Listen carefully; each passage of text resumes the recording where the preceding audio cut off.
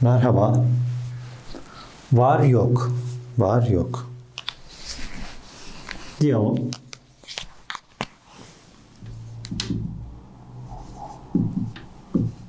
Bu ne? Bu ne? Bu masa. Bu masa. Diyalog. Bu masada. Bu masada. Kalem var mı? Var mı? Bu masada kalem var mı? Bu masada kalem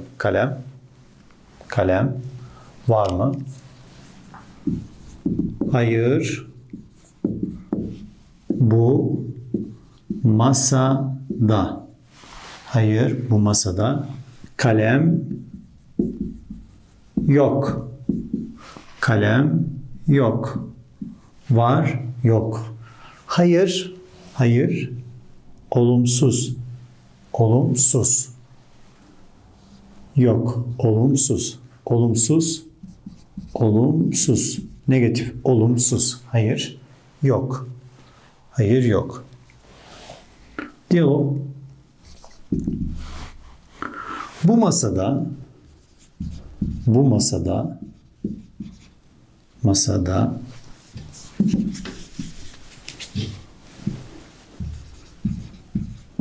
bu masada televizyon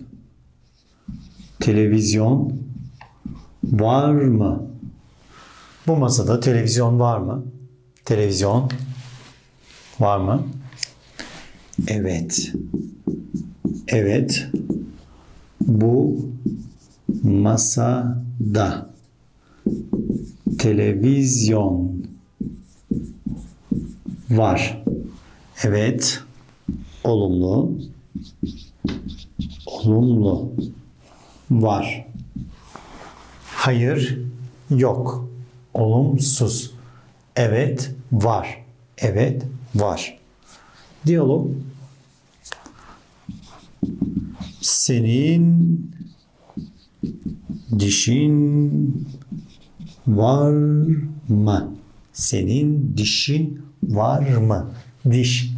Senin dişin var mı? Evet. Evet. Benim dişim var. Evet. Benim olumlu var. Olumlu var. Evet, benim dişim var. Evet.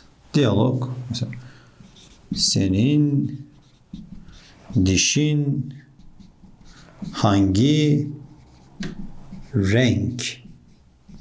Senin dişin hangi renk? Renk. Benim dişim beyaz. Beyaz. Beyaz tahta. Kırmızı kalem. Siyah kalem. Beyaz diş. Beyaz tahta. Var yok. Diyalog. Evet. Var. Hayır. Yok. Evet. Var. Hayır. Yok. Evet. Hoşça kalın.